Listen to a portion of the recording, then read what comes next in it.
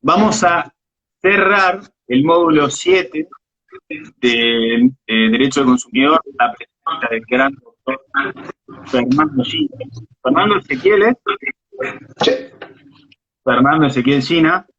Este, el doctor Fernando Ezequiel Gina no solamente es doctor en Derecho de la Universidad de Buenos Aires, tiene doctorado internacional, puede ser, por la Universidad, doctor en Derecho de la Universidad Católica y el doctorado internacional por la Universidad de Buenos Aires.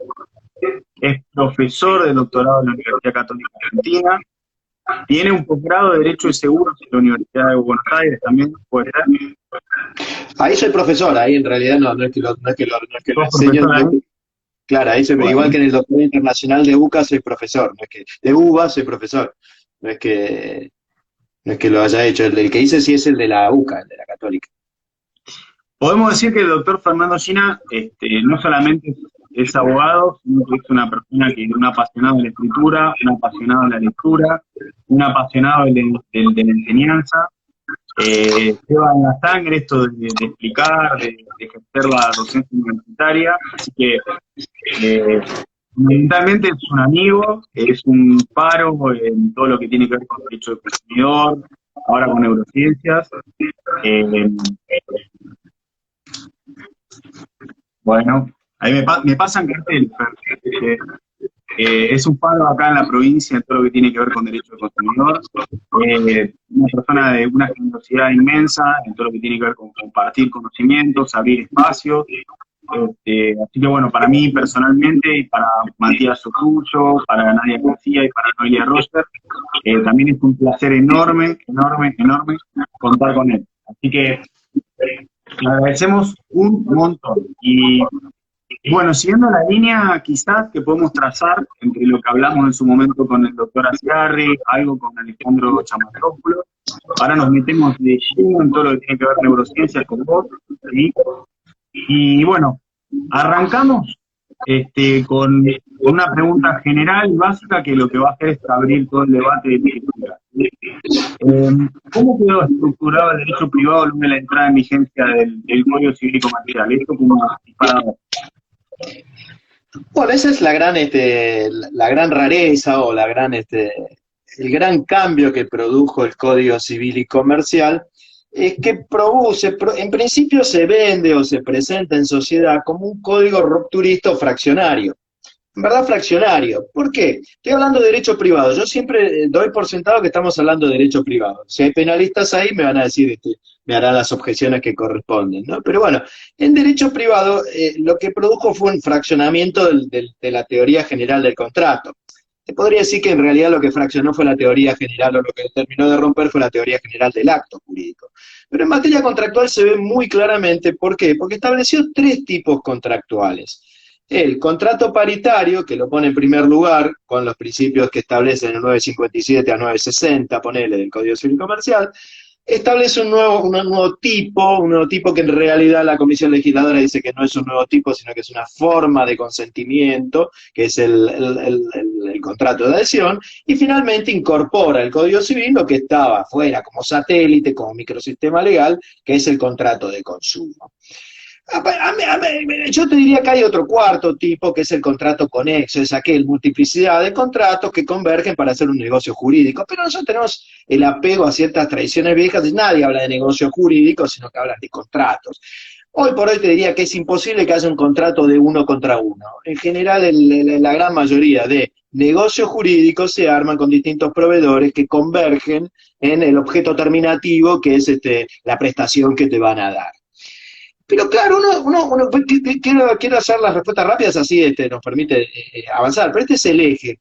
Cuando uno ve esos tres contratos o esas tres tipologías contractuales, y eso sí, un poco me meto con el final de la muy interesante charla con Alejo Chamatrópulos la semana pasada, dice, bueno, a mí no me interesa cuántos tipos contractuales hay, sino cuántos contratos de los que realizo en un territorio dado, en un periodo de tiempo dado, son de consumo, cuántos son de adhesión. Bueno, es ahí lo que Alejandro se mostraba dudoso, y yo también, todo el mundo, porque es muy difícil saber del circulante contractual cuál es de cada tipo.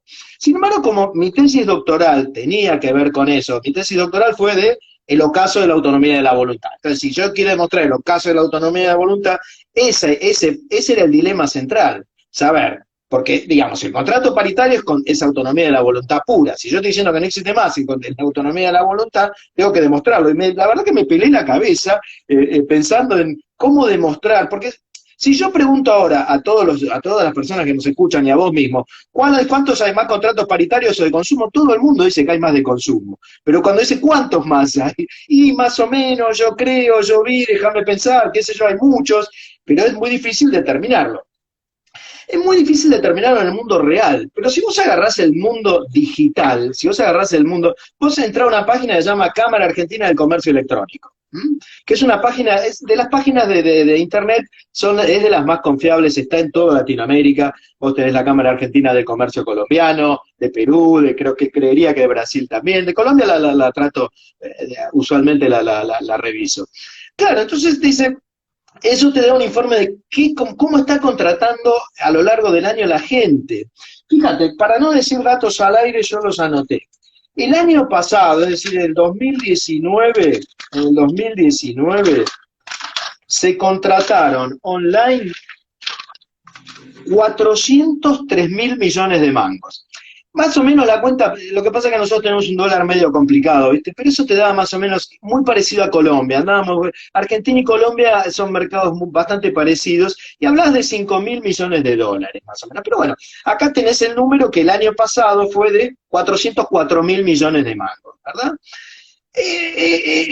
Lo que tiene de bueno estos registros es que te permite desglosar esa facturación. Bueno, esa facturación, ¿cómo se dio? Bueno, contratos, hay una nomenclatura inglesa que es B2B o B2C. B2B es business to business. Business to business significa empresa contra empresa. Y después está el B2C en inglés, que es business contra consumer. Entonces, proveedor contra consumidor. Y ese es el número que me interesa. Escucha esto, Pato. De los 405.000 millones de mangos que se facturaron online el año pasado, mira esto, 375.000 millones fueron B2C, o sea, business to consumer, o sea, relaciones de consumo. Esto te da que el 93% de lo que circuló online fue contrato relación de consumo y no relación paritaria. Ahora, ahí tenés fallas, claro que tiene fallas, pero yo te diría que tenemos que aceptar que el universo de Internet es absolutamente representativo de lo que pasa, de la modalidad de consumo que tienen. Dentro de poco no va a haber.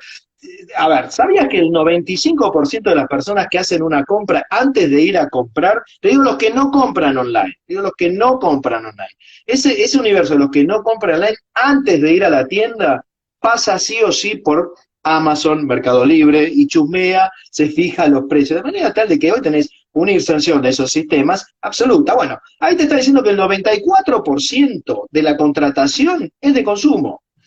Entonces, eso me lleva a mí a preguntarme, ¿qué pasó? ¿Fraccionó o directamente desapareció el contrato? Y esto es lo que a mí me llevó a definir lo que fue mi tesis doctoral y después lo más importante, a seguir adelante. Porque a diferencia de lo que cree mucha gente, uno cree que la tesis doctoral o el título de doctor es como la llegada, es el inicio. Y a mí me... Bueno, está bueno porque ahora va a empezar una nueva etapa en la charla, que metiste bomba, pero está muy bueno en el sentido de que lo que vos estás planteando es que damos por hechas determinadas cuestiones por lo que vemos en la norma y que en la realidad cuando uno observa la manera en la cual la gente contrata, esas herramientas quizás son obsoletas o no están lo suficientemente desarrolladas como para darle utilidad o para abordar la realidad o lo que pasa, o la manera en la cual se compra o la aplicación del derecho en relación a esto. Puede ir por ahí. ¿Vos qué decís? ¿Que son obsoletas los portales y eso? No, que es obsoleta nuestra concepción del consentimiento, de la autonomía de la voluntad y toda esta historia, que es lo que entronca, funciona como más jurídica para lo que es el derecho de los contratos. Pato, mucho peor que ser obsoleta. Está divorciada de la realidad, es irreal. Esto es lo que me llevó a mí a las neurociencias. El grave problema del derecho es que confronta contra normas en vez de contra sujetos. Es decir, hace 50 años que la Universidad de Buenos Aires, que ganó muchos más premios que ideas. Si hubiese tenido la mitad de las ideas de los premios que tuvo, tendríamos, estoy hablando siempre, hablo yo de de la UBA Derecho, de la Facultad de Derecho. Bueno, no estudiamos sujetos, estudiamos normas. Yo me acuerdo cuando entré a la facultad decían que el sujeto es el centro de imputación normativa, decía Kelsen. En cambio, la Coca-Cola está estudiando cómo está haciendo un algoritmo para ver cuánto gas te gusta tomar a vos y cuánto azúcar hay que poner. ¿Hablaban de un sujeto o hablaban de un ideal de sujeto? Mirá, ahí tenés un problema de todas las ciencias sociales. Por eso, después, vos fíjate que hay 3 ciencias sociales que dominan el quehacer absoluto. Y esas tres ciencias sociales están dominadas por una concepción del Homo sapiens que es exagerada. Es exageradamente racional la concepción que tenemos. Fíjate, la ciencia política supone un elector racional que lee todas las plataformas políticas y después elige en consecuencia la que más le gusta. ¡Pum! Pero resulta que todas las consultoras vienen pifiando a lo loco. Cuando pifian, pero pifian por 10 puntos, por 20 puntos, porque dicen, esta muestra tiene un más menos de 2, 3, un punto, no. La vienen pifiando por 10, 20 puntos. No solamente acá en Estados Unidos con el fenómeno Trump, el fenómeno Barack Obama también se les escapó como una tortuga, el fenómeno Reino Unido, Inglaterra y su partición también, el fenómeno de la pacificación en la FARC, que todo el mundo decía que en Colombia iba a ganar la pacificación en primera vuelta por mayoría, y le fue mal. De manera tal de que ese lector que uno lee racionalmente no elige racionalmente. Entonces los tipos vos decís, ¿y qué pasó acá? No, lo que pasa es que es muy difícil porque los que tienen celular mienten más. Y entonces, y además mucha gente lo decide en la cola del colegio, entonces no es racional. Porque Claro, y ahí es donde vos vas a decir que entra la relevancia de las neurociencias en la teoría del acto jurídico. Pero absolutamente. ¿Por qué? Porque el 260 te dice, bueno, porque en economía pasa lo mismo, suponen que el consumidor es racional, pero si yo te dejo a vos con un changuito, con lo que Noelia te dice, andá Pato, comprame esto, y te deja vos solo con un changuito, vos volvés a tu casa con nada de lo que te dijo Noé que tenés que comprar, llenaste el changuito de cerveza de promoción y no compraste ni harina, ni aceite, ni pan, ni nada. Llegaste y tenés un despelote en tu casa. Eso te puede pasar. No hagamos cuestiones de género para evitar todo tipo de... Después, si me manda alguna imprudencia de género, juntemos todas las denuncias y las llevamos una sola. Pero bueno, ese consumidor racional tampoco existe. Tampoco existe. Además, compraste todo en promoción y pagaste mucho más caro que lo que pagó Noelia cuando compró sin ninguna promoción. Entonces, tampoco es racional, tampoco es racional. Y el peor, el divorcio más grande lo tenés con la teoría general del derecho que te dice, mira, el acto voluntario está compuesto por intención, discernimiento y libertad. Bueno, muchachos, entonces no tenemos acto voluntario. Y si no tenés acto voluntario, no tenés contrato. Y si no tenés contrato y no tenés voluntad, se te complica la teoría general de la responsabilidad, porque esa no es responsabilidad objetiva. Si estás diciendo que la voluntad está minada, tanto las teorías de responsabilidad objetiva como la subjetiva pivotean sobre una idea de reproche. Vos querés, yo estoy muy de acuerdo con Gersi, yo laburé 15 años con Gersi, pero en realidad la teoría objetiva, el factor objetivo de atribución de responsabilidad, pivotea sobre una idea de reproche. La culpa incontraendo, es decir, no vigilar bien a tu empleado, o la culpa invigilando, no regular bien, no vigilar bien los aparatos o las cosas riesgosas que están. Siempre hay un reproche. No es la responsabilidad absoluta, que eso es otra cosa, pero ahí ya te cambias de régimen. Es un despelote ideológico eso. Pero sí, claro, el gran problema es que vos tenés un sujeto que no es voluntario y un derecho un sujeto que actúa mucho más por intuición que por impulso y por intuición, y un derecho o un sistema normativo que te dice, mirá, vos tenés que ser racional. Y ahí tenés un problema grave, te diría. Ahí Noelia está opinando algo respecto de que no puede ir a pelear con modificar las condiciones del contrato. Respecto de eso, Fernando tiene un libro muy, muy trabajado sobre estas cuestiones en Hammurabi. Siempre muy bienvenida su recomendación. Ahí lo tiene, seguro lo va a bajar. Muy recomendable este libro. Yo lo tengo online, así que lo recomiendo. Muy, muy recomendable. Sheffer, en relación a esto, para meternos en tema autores, ya adelantamos algo del liberalismo, como era el paternalismo libertario. Pero en relación a esto, ¿qué es lo que nos dice Kahneman? que tanto trabajás vos. Es un autor clave, Kahneman. Bueno, ahí sí me abrió la cabeza. Cuando empecé a leer tipos por afuera, muchachos, lean por afuera del derecho, no lean más juristas, hay que leer gente por afuera del derecho. Tu papá, Patito, es un especialista en esto. Muchos de los libros que yo leí me los ha recomendado tu viejo, me salieron carísimos, pero la verdad que tengo más palabras de agradecimiento que de reproche económico. Pero Kahneman, bueno, Kahneman es un caso, a ver si lo tengo acá y se lo muestro. Yo para que vayan tomando contacto, este libro es la clave de las neurociencias, es la clave no de las neurociencias, de la mente oculta, de cómo vos actuás, Pato, de cómo nosotros actuamos. ¿Cómo actuamos? Dice Kahneman. Bueno, es muy complejo, pero yo te lo hago rápido. Kahneman dice que consciente e inconsciente, a diferencia de lo que pensaba Freud, están completamente integrados. Es decir, que vos funcionamos, a ver si busco un ejemplo piola, funcionamos bajo el mandato de dos burocracias, la burocracia racional y la burocracia intuitiva. Es decir, vos le reportás permanentemente con tus impulsos a dos burocracias, la burocracia impulsiva, intuitiva, emocional, desbordada, y la burocracia racional. Por supuesto que si yo te pregunto, ¿qué te parece? ¿Que sos más racional o más intuitivo? Bueno, todo el mundo dice que somos más intuitivos porque lo somos. Entonces uno dice, uy, qué tonto, soy intuitivo, yo tendría que pensar más. No, muchachos, resulta que el hecho de ser impulsivo y sobre todo de ser intuitivo fue lo que le permitió al ser humano sobrevivir, porque ser intuitivo es lo que te permite tomar decisiones en contextos de baja información. No te estoy hablando de un teorema, te estoy hablando del ser humano, Homo sapiens, 2 millones de años atrás, 2 millones de años o 500.000 años atrás, tal vez ve que se le viene un dinosaurio, intuye que lo va a atacar y sale corriendo.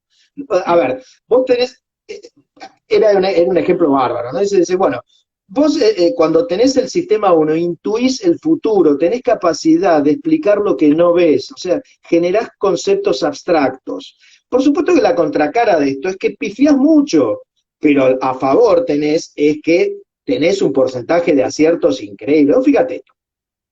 Vos estás en el medio de la sabana africana hace 500.000 años atrás, y de repente estás ahí con tus amigos tomando mate en un asado con tus amigos cavernícolas, está Jane y Tarzán, ponele. Bueno, están ahí tomando mate Jane y Tarzán, ¿viste? Y ven que se mueven arbustos. Entonces Jane dice, rajemos que viene un león. Si no viste nada. Pero ella dice, bueno, mira, cada vez que se mueve el arbusto hay un león, vámonos. Entonces Tarzán le dice, ahí tenés esa primera opción. Y la otra opción es decir, no salgas porque en realidad se mueve. O sea, te posicionás frente a esa decisión con dos intuiciones. Una intuición más arriesgada, es decir, quédate porque no es un león, o una intuición más conservadora y te dice, mirá, no nos arriesguemos, puede ser un león, rajemos. Pero ninguna de estas dos operaciones las puede hacer otro animal que no sea el humano. Y eso fue maravilloso.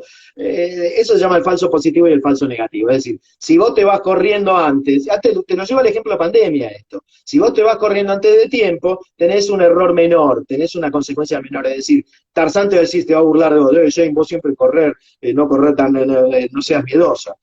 Ahora, si vas por el lado de Tarzán y te quedas y te morfa el león, el error es mucho, las consecuencias son peores. Se llama falso positivo, falso negativo.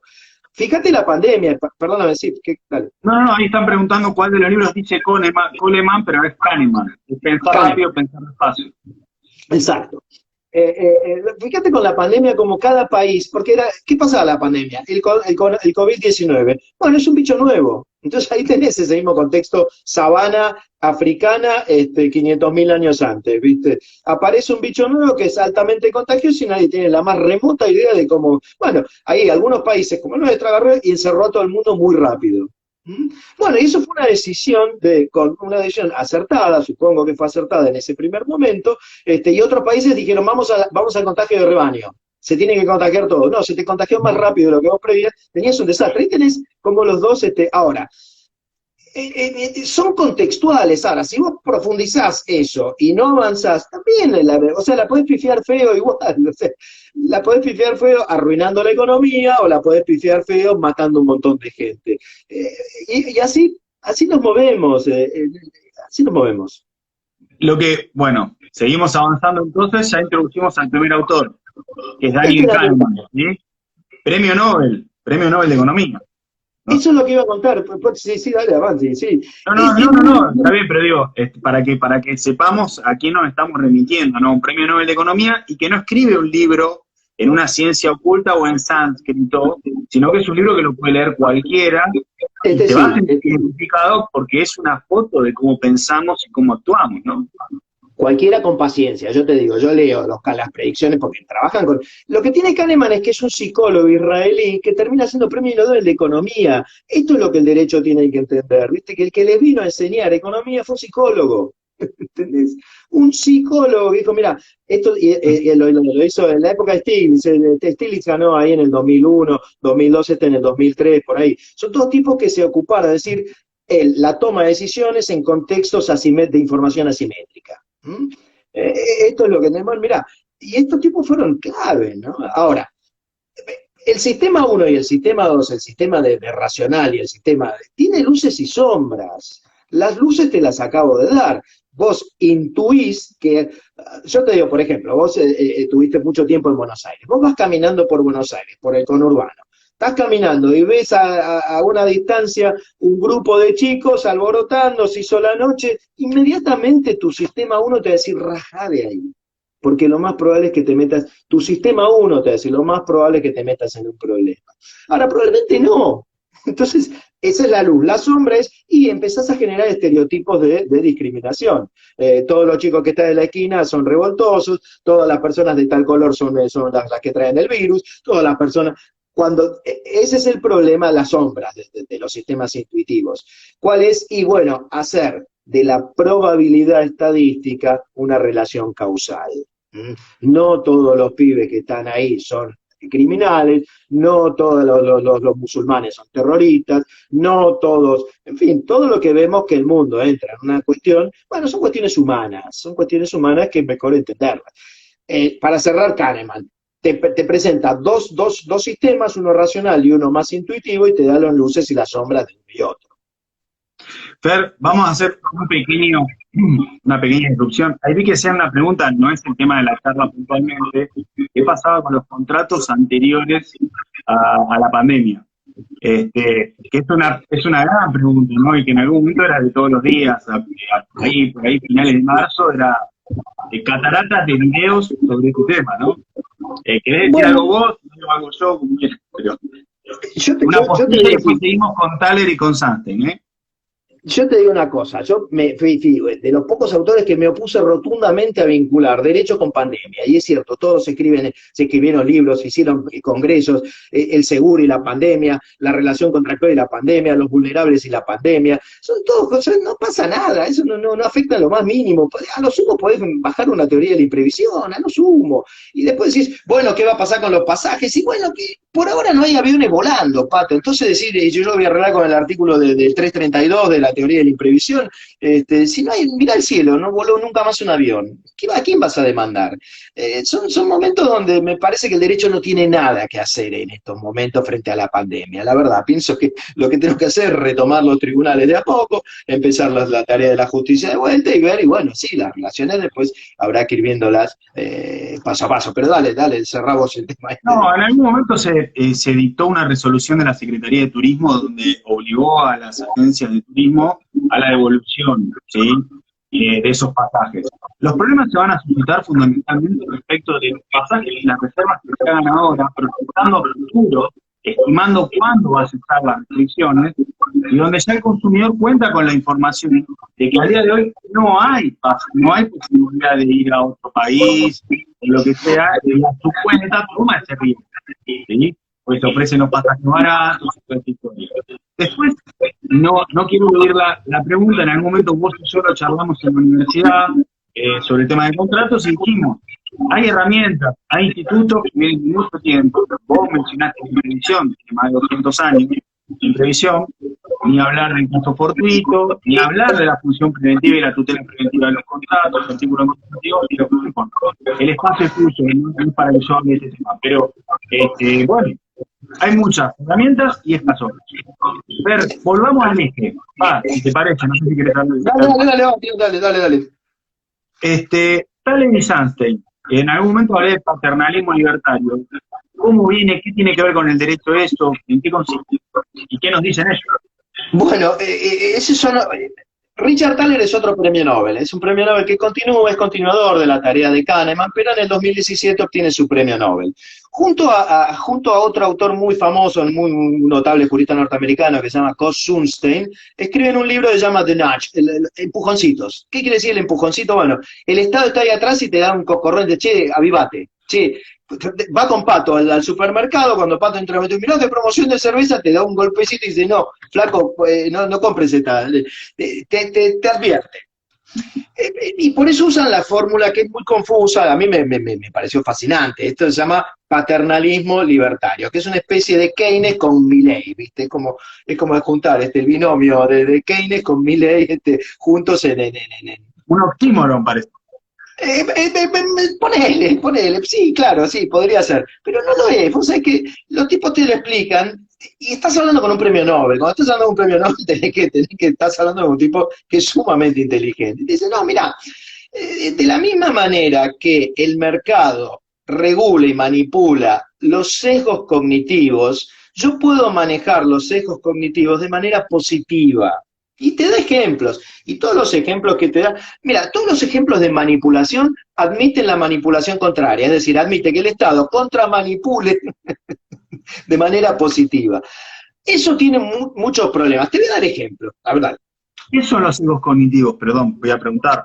Bueno, los sesgos cognitivos son, vos me decías recién, bueno, pero allá el consumidor sabe que va a llegar a Inglaterra y lo van a encuarentenar. No importa, el tipo. Richard Thaler define al ser humano, continúa con la teoría, claro, bueno, está bien, es más ordenado así.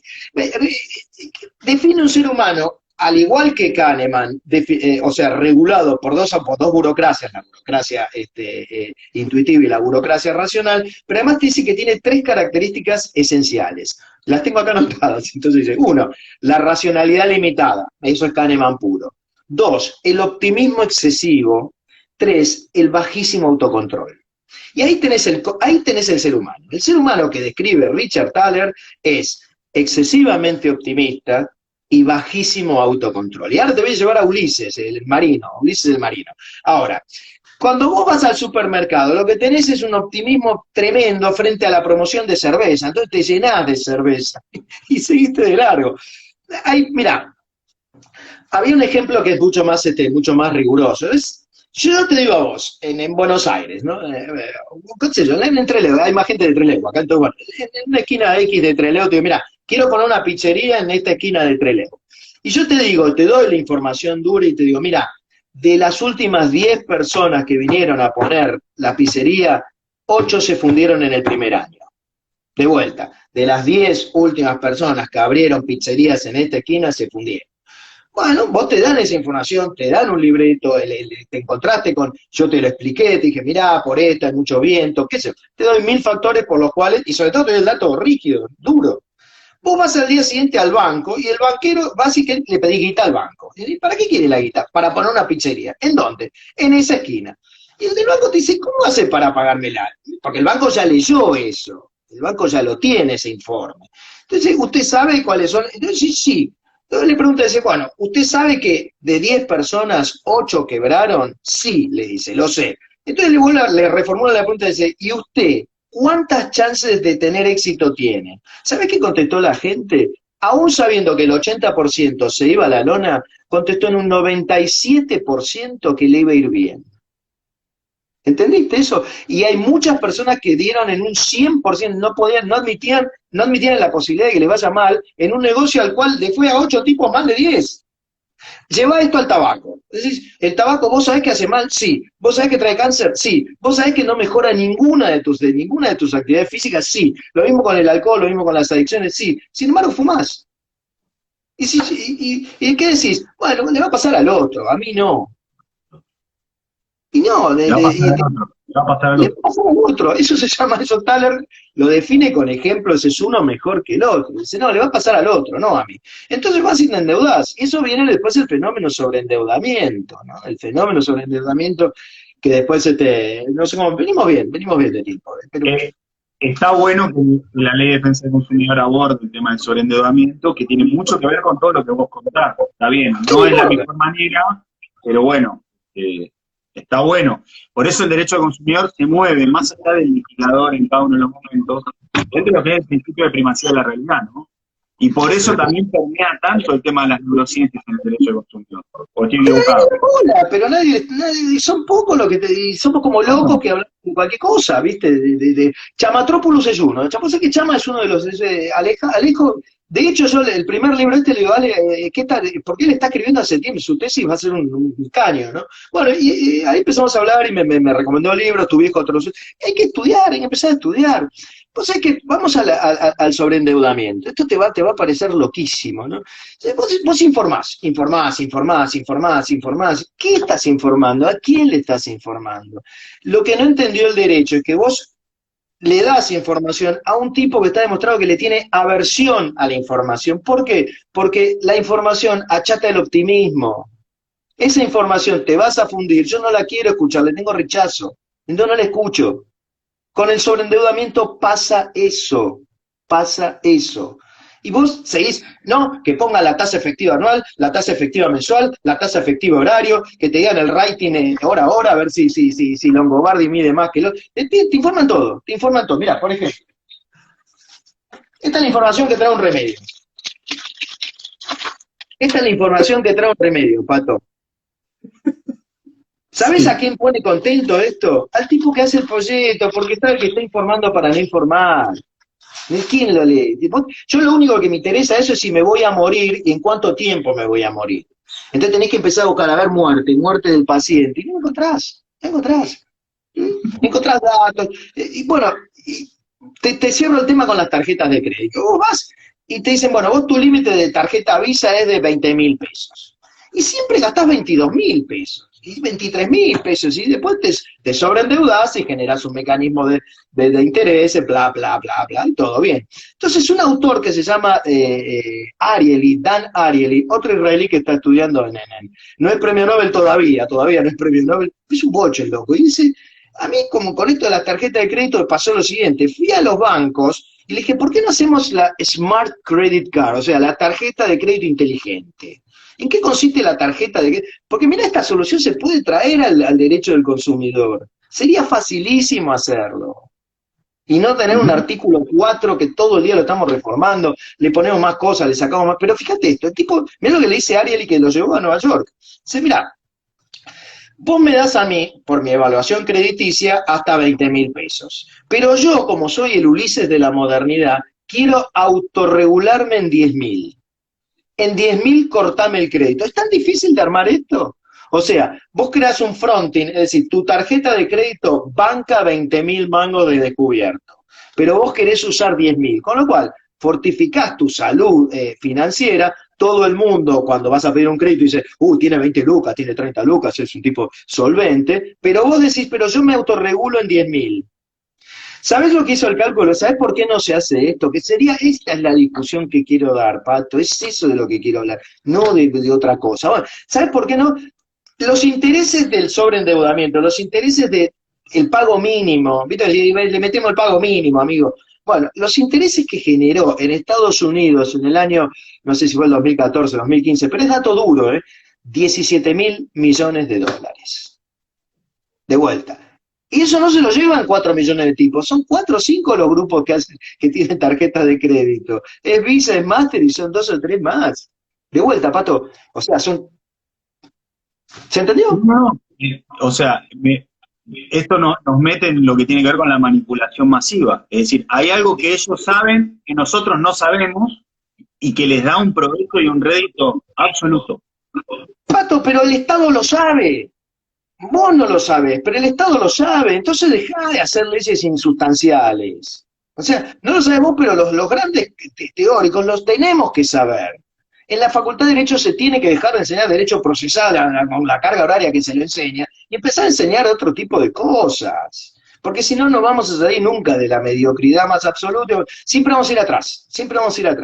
¿Entendés que son 17.000 millones de dólares? Ahí mucho claro. Por eso lo trajimos al profesor Sina, porque si hay alguien que habla claro, es el profesor Sina.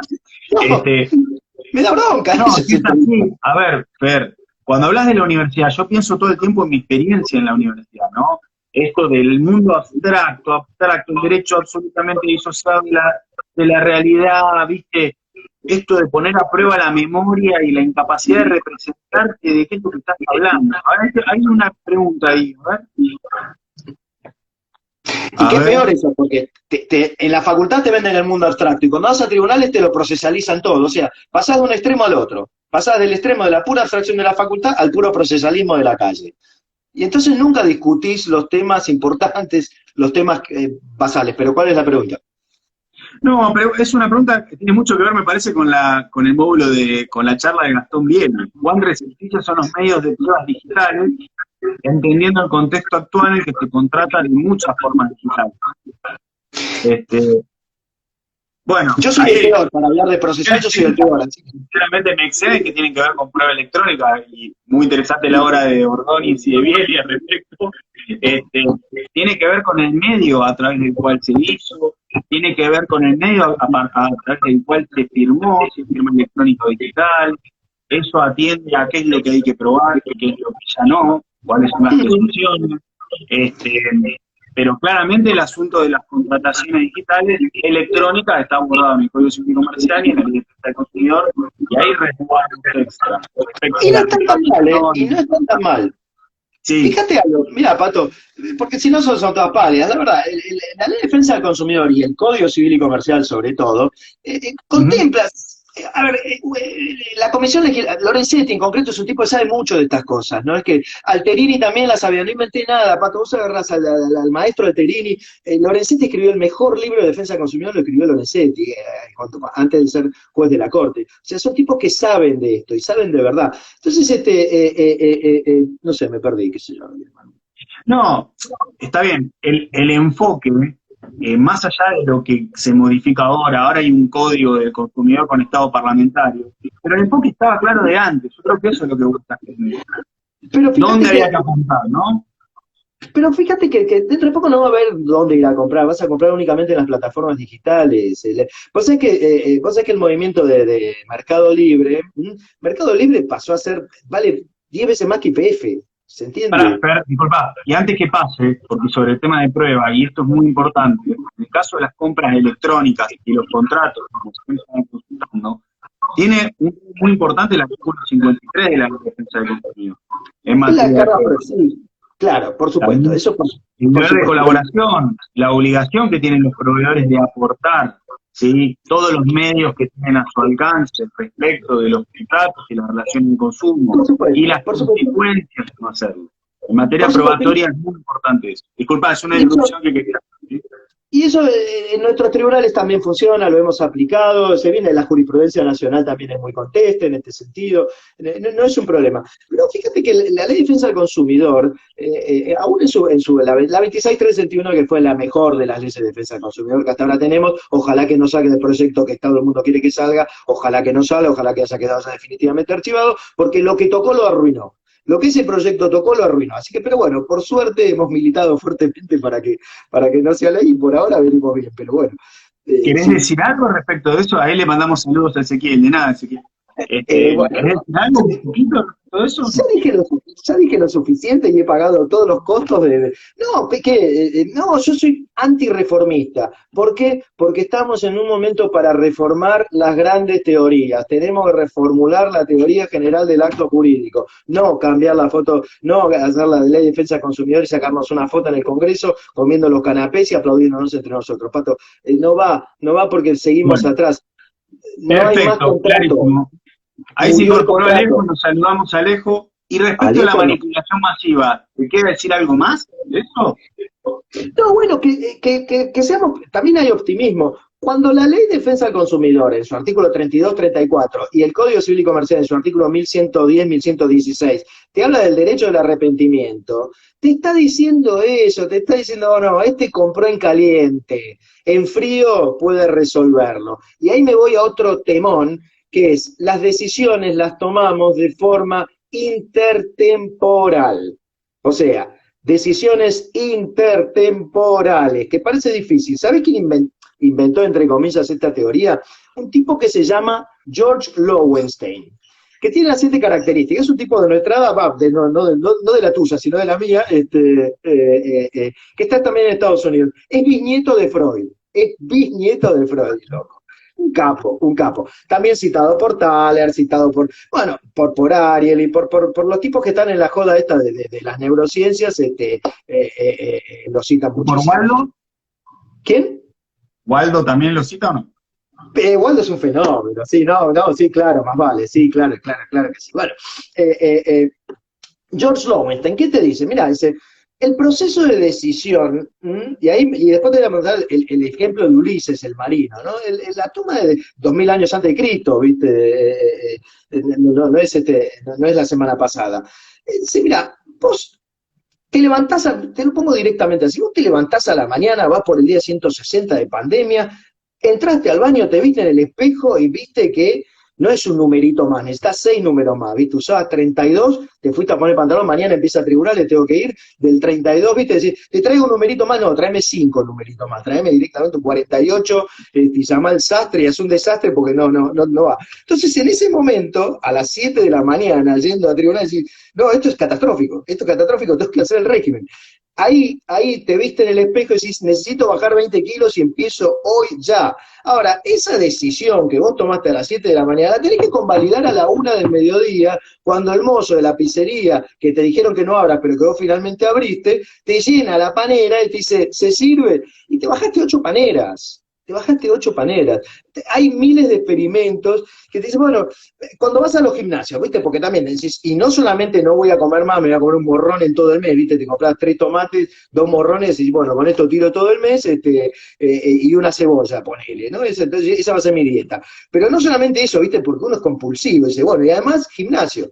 Entonces vas al gimnasio y decís, bueno, ¿qué? Te ofrecen promociones, ¿viste? Sobre todo en las grandes ciudades. Buenos Aires te ofrecen, ¿viste? Megatlón, tenés que ir. Y decís, no, yo voy todos los días. Entonces dicen, bueno, mira, si venís todos los días vas a pagar esto y además si te contratás por un año, o sea, venís todos los días, lo contratás todo el año, te baja el precio notablemente, pero te aumenta tu obligación, tenés que pagar durante 12 meses.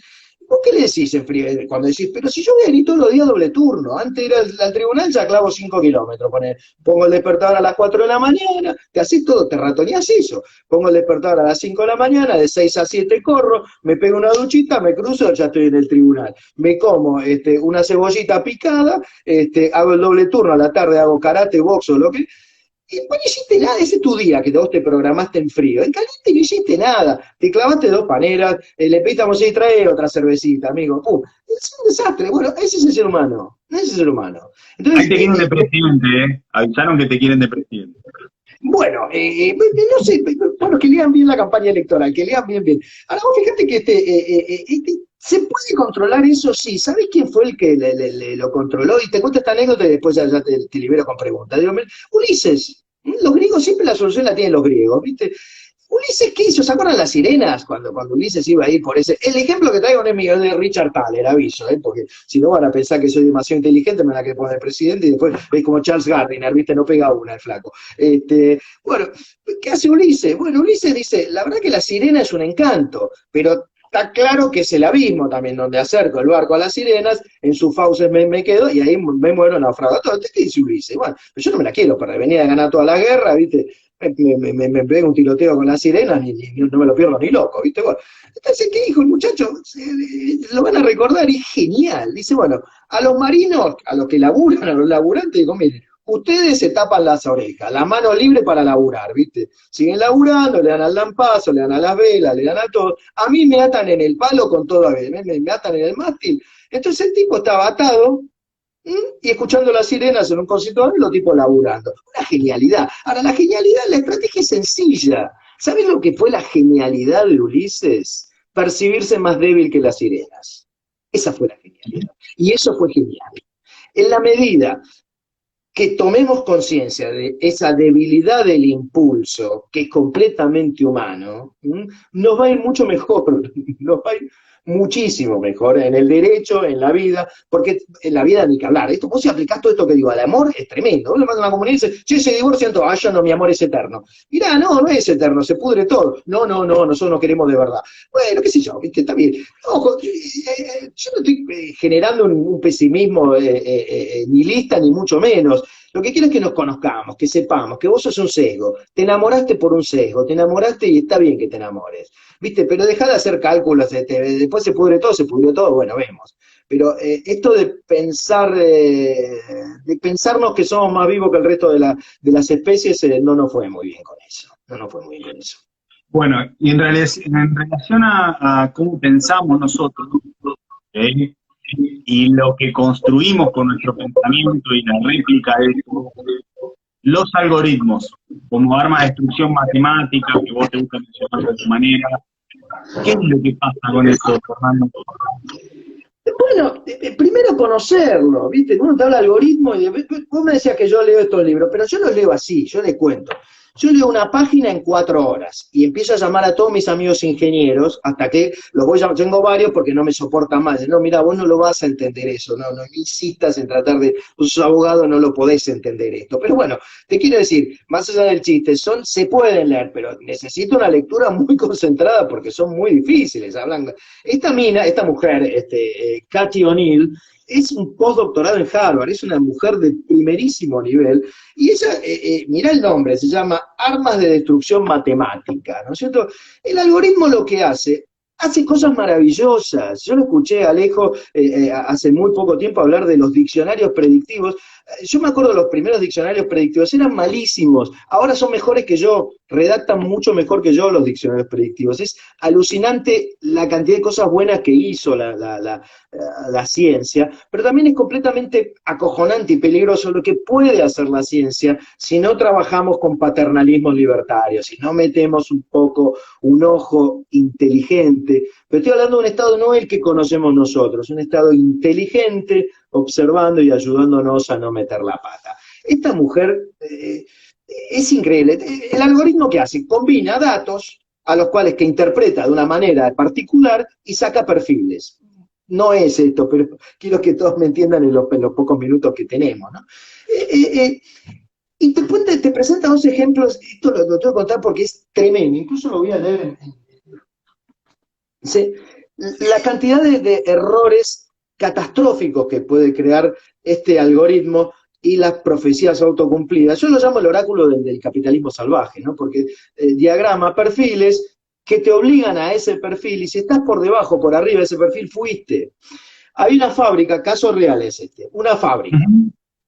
Entonces perfila sus mejores, una fábrica permanentemente necesita operarios, porque crecieron, porque algunos los ascendieron, otros se fueron, entonces permanentemente está renovando la planta, entonces permanentemente necesita contratar gente, cuando las economías funcionan. Bueno, entonces el dueño de una fábrica, que puede ser vos, Pato, porque son las reglas capitalistas, no es de buenos y malos, hay reglas a las cuales uno se tiene que someter para que tu empresa funcione. Bueno, entonces, ¿quiénes son los mejores, faltan 10 minutitos, venimos más o menos bien, ¿quiénes son los mejores operarios de esta fábrica?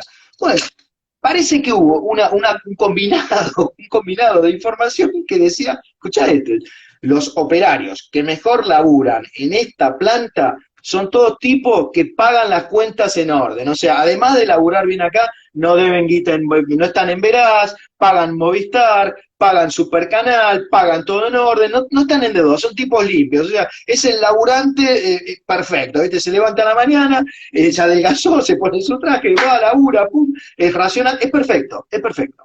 Entonces, claro, cuando vos vas a aplicar ese trabajo, ya no te preguntan si sabés, por ejemplo, sos un tornero, no te preguntan si sabés la máquina, sabés manejar la máquina. Te sacan el DNI, ¿viste? Entonces te dicen DNI, patocosentino@gmail.com, listo, ya está, ahí tienen tu ADN. Y te dicen, che, este debe verás. Mirá, pagó mínimo 5 veces. O sea, a partir de esa información, y esta mujer te explicaba lo siguiente, fíjate, entonces, un universo de personas que aplicó a ese trabajo para ganar más guita, para pagar la deuda, no va a poder entrar a ese trabajo por tener esa deuda. ¿Me siguen? Entonces es muy probable que el mes siguiente se endeude más porque no consiguió ese trabajo y eso genera lo que se llama el bucle de retroalimentación, que yo lo llamo, para hacerlo más fácil, la profecía autocumplida. Vas a ser pobre siempre porque para que te den el trabajo tenés que pagar las deudas y vos querés ese trabajo para pagar las deudas. ¿Entendés? Bueno, ese es uno de los problemas enormes. Ahora, ¿cómo se forma el algoritmo? Con datos que vos pones en la computadora. Te voy a dar otro ejemplo, este todavía ya es... Ahí está la pregunta que hicieron está relacionada con eso. Los datos de dónde vienen, la ¡Vos! minería de datos de dónde vienen, bueno, los algoritmos que los hacen, nosotros. Pero, bueno, sí, claro, ayer estaba buscando, quiero un celular. Bueno, ayer buscaba, hoy tengo 70 bajadas de celular. Bueno, todos saben todos. Ahora, no hay que ponerse loco, hay que relajarse. La privacidad no existe más como la conoció ese maravilloso libro que escribió Carlos Fait acerca de la intimidad, esto que el otro. Bueno, no existe más eso. Con luces y sombras, Pato, no existe más. Tu hijo, mi hijo, menos que nosotros, no ven un mundo, es otro el mundo que ven. Pero el mundo que plantea Cathy O'Neil es espantoso, pero es realmente espantoso. Entonces yo lo conozco más o menos bien porque viví en Estados Unidos y estudié en Estados Unidos y no tenía guita en Estados Unidos. Entonces era un tipo ideal para el algoritmo, para el oráculo del siglo XXI. Pero bueno, afortunadamente tengo la única bendición que pueden tener los seres humanos, que es una buena cultura, una buena educación, entonces casi en cualquier lado del mundo eso te sirve. ¿Por qué te digo esto? Porque vos tenés Harvard como marca de la educación, dice invest in a better future, es invertir en un futuro mejor. Vas a Harvard y sabés que, bueno, pero después tenés escuelas públicas donde yo estudiaba en Estados Unidos, se llaman los community college. Son universidades completamente subsidiadas. En el medio, entre Harvard y el community college, tenés cientos, pero cientos de universidades truchas, más truchas. Tenés de distintos, no todas, no, me corrijo, no quiero cometer injusticias. Hay unas cuantas universidades, son muy truchas en Estados Unidos, pero muy truchas. Hasta bueno, estas universidades muy truchas, una de las cuales, voy a leer un documento oficial, se llama la Universidad Phoenix, creo que era Phoenix College, no sé ni en qué estado, pero claro, tenía un negocio de 50 palos verdes. ¿En qué? Y en el negocio de la educación. Ahora, el tipo que quiere aplicar en Harvard, ni vos ni yo vamos a ir a Phoenix, porque yo prefiero ir al community college, yo tengo una cultura no, a mí la educación me la dio en gratarola, en general el Estado educa mejor, en general, esto por supuesto que tiene excepciones, pero como línea igualadora, sigo comprando el Estado, por ahora. El año que viene volvemos a ver. Fer, son y 56. Te digo que quedan 3 minutos. Eventualmente, si vos querés, podemos reabrir como hicimos y darle un cierre, porque no nos va a alcanzar el tiempo. Eso seguro. Bueno, termino en un minuto esto. Digo, bueno, ¿sabés lo que hizo Fénix? Decía, construyó un perfil de su estudiante. ¿Sabes cómo es el estudiante de Fénix, el que yo buscaba para mandarle el crédito? Porque en realidad le vendí un crédito para el cual podía pagar la universidad. Bueno, estamos buscando, mirá lo que buscaban: mujeres embarazadas, personas recién divorciadas, personas con poca autoestima. Es documento oficial lo que te estoy leyendo, ¿eh? Personas con bajos sueldos, personas que hayan sufrido una muerte reciente, personas que hayan sido abusadas físicas o mentalmente, personas que hayan estado recientemente en prisión, personas rehabilitadas o drogadependientes, personas con trabajos malos, punto final, personas sin futuro. Entonces el algoritmo agarra y decía, bueno, ¿quiénes viven en los barrios pobres? ¡Pum! Los endeudás. Y ahí tenés el fenómeno del sobreendeudamiento para la educación. Dale. Bueno, seguí, no te interrumpo. No, listo, hay muchos más temas, lo lindo es que se pudo hacer una especie de intercambio, de charla y traté de abarcar los temas. De seguir necesitaría 3-4 horas más, pero bueno, si querés cerrar, hacer preguntas, lo que vos digas, Pato. Bueno, por ahí se va a conectar un poquito más de gente, seguro. No sé si los que están conectados quieren hacerle alguna pregunta a Fernando. Igual, a ver, está bueno que al doctor hagas un resumen, si querés, un trazado, digamos, de que empezaste a que terminaste para contar cuál es tu idea, digamos, si estás de acuerdo, un resumen. Se entrecortó mucho, Pato, a ver si me repetís de vuelta. Si podés hacer un resumen para ir cerrando, o con algunas ideas finales. Bueno, el resumen es, no se produjo el fraccionamiento del derecho privado, sino la ruptura absoluta, completa y total de la teoría general del acto jurídico. No se trata de que hay más o menos contratos de consumo, sino que el 93% de lo que se consume online es relación de consumo. Esto quiere decir que el 95% de las relaciones jurídicas que conocemos no se manejan por la autonomía de la voluntad, no se manejan por la libertad contractual, no se manejan por el principio de no intervención contractual y no se manejan por el efecto relativo de los contratos. Es decir, el 95% de la contratación que conocemos no tiene nada que ver con el contrato clásico, con lo cual el contrato, si querés ponerle el título escándalo tipo crónica, desapareció, fin, the end. Ese es lo primero que hay que tener en cuenta.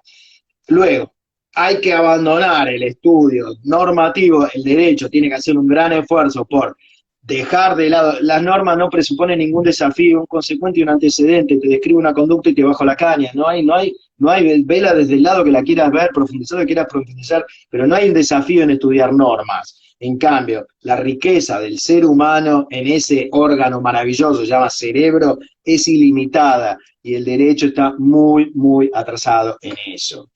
3, no se trata de, digamos como resumen, dejar de lado o dejar de poner el eje en informar sin saber que le tenemos aversión a la información. O sea, nos negamos a la información porque, como dice Thaler, padecemos o sufrimos un optimismo desmesurado y un bajísimo autocontrol, acuérdense de Ulises.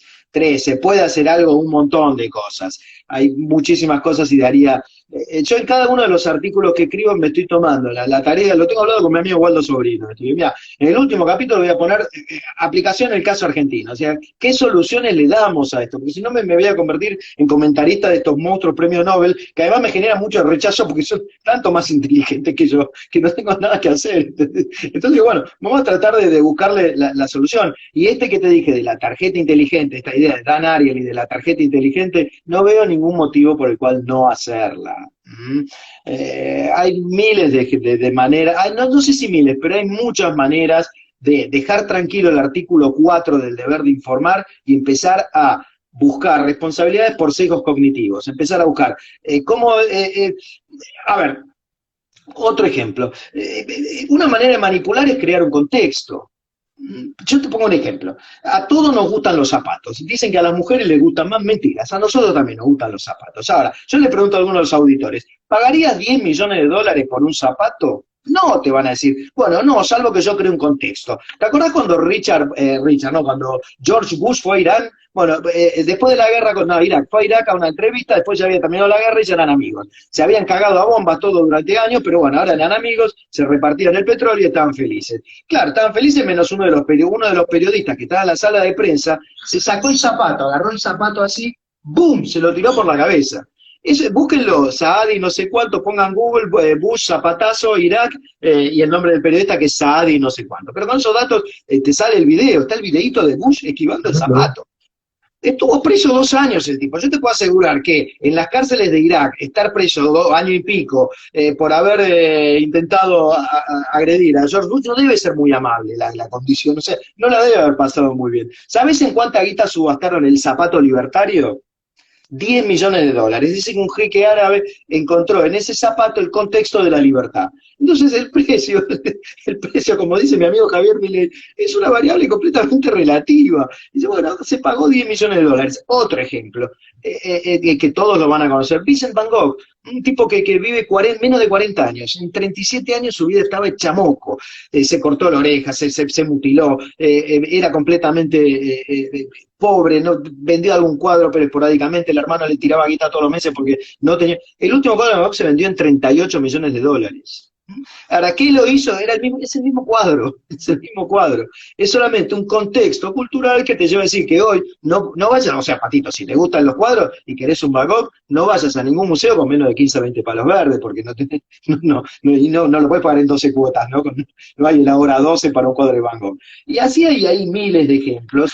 Y eso el Estado puede ayudar a crear contextos favorables. O, mira, una manera de que el Estado, mira, el primer ejemplo que te trae Thaler y Sunstein en esto del paternalismo libertario, en esta mezcla de Keynes y Javier Milei, es las dietas escolares. ¿Viste que te dice todo? La dieta escolar, los pibes están comiendo mal, comen mucha hamburguesa, mucha papa frita, y obvio, yo también, déjame la papa frita ahí y le entro a toda, ¿viste? Bueno, y entonces el tipo decía, vos a los nenes le informás, le quemás la cabeza, ay, comé batata, comé pepino, y el nene, viste, que lo que quiere es agarrarla. McDonald's vende cajita feliz que da miedo. McDonald's es el primer distribuidor de juguetes en el planeta Tierra. O sea, a cada cosita, a cada hamburguesa le mete una cajita feliz y nos vende la cajita feliz a todo. Bueno, ¿sabés cómo hacen los tipos? Además esto lo vi en mi colegio en Estados Unidos cuando daba clases, ¿viste? Vos tenías 1.200 pibes que le tenías que dar de comer. Y iban a la góndola y la agarraban. Entonces el paternalismo era, poné la comida buena, o sea, la dieta saludable en la primera fila de la góndola. Y poné la milanesa con papa frita atrás. Porque ahí vas a operar con otro sesgo, que es la ley del mínimo esfuerzo. Luego presentás una manzana muy colorida, con alguna algo dietético, con algún juguito sin azúcar, y el nene te lo agarra.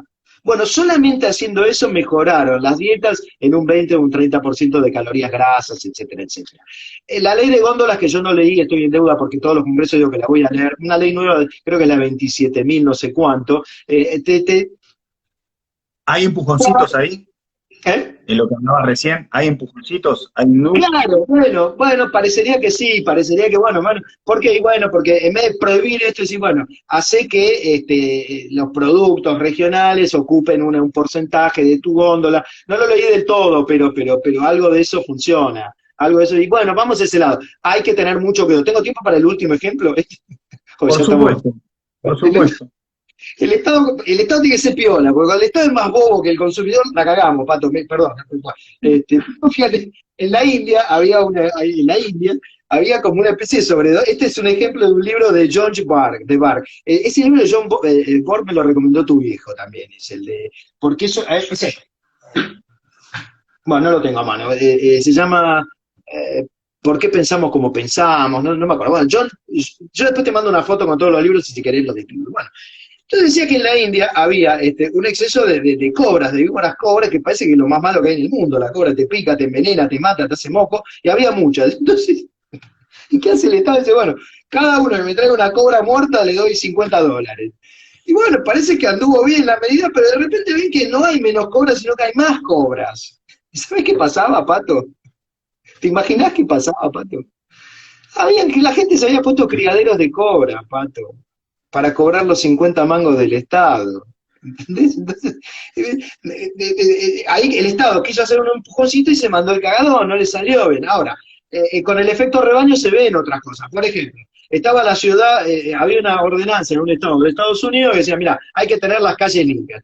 Entonces salieron los grupos de hippies, los distintos grupos, el pañuelo verde, los grupos hippies, porque todo el mundo funciona las mismas dialécticas de conflicto, no es que las inventamos nosotros. No, es un ataque a la libertad, quiero que limpie la calle, no me van a atentar contra mi libertad. Bueno, entonces el Estado que hizo, puso un rockero famoso, como que te diga ahora Charly García, tomando una cerveza y le iba a tirar en la calle y la levanta y dice, no, tirala en el cesto, conservemos Texas limpio. Bueno, se limpió, o sea, vos generaste un efecto rebaño positivo. No hay mil maneras y no decir, no, porque ensuciar la ecología, no me importa nada, yo sigo fumando, sigo ensuciando la calle, sigo rompiendo el mundo, porque somos mucho menos solidarios de lo que queremos ser. Yo te vendo el verso de la solidaridad, pero no sos solidario. Otro tanto pasó con el combustible. Había una orden, acá tu viejo se debe acordar de esto. Había una época donde para que circulen menos autos se prohibía los autos pares. Puede ser que nosotros tenemos una interpretación equivocada de que todo se resuelve moralmente, no entendiendo que no es la moralidad la que, o al menos los parámetros morales que nos inventamos, la herramienta o el norte adecuado como para entender esas cosas. Mira, Pato, yo creo que el ser humano es un ser moral, yo no descreo de eso, y la ética existe, y es una regla, y tiene que ver con la educación, y tiene que ver con un montón de cosas. Yo creo que somos seres profundamente morales.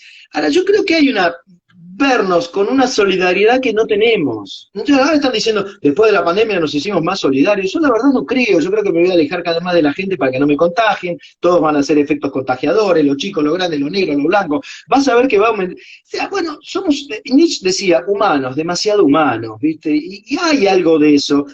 Ahora, para eso se firmaron los contratos sociales. Si vos agarrás a los contractualistas clásicos, te estoy hablando de Hume, Locke y Rousseau, digan, mira, más vale que deleguemos en alguien la fuerza porque tan buenos tipos no somos. ¿Mm? De hecho, si vos ves la evolución del ser humano, uno en la selva se venía matando, ¿viste?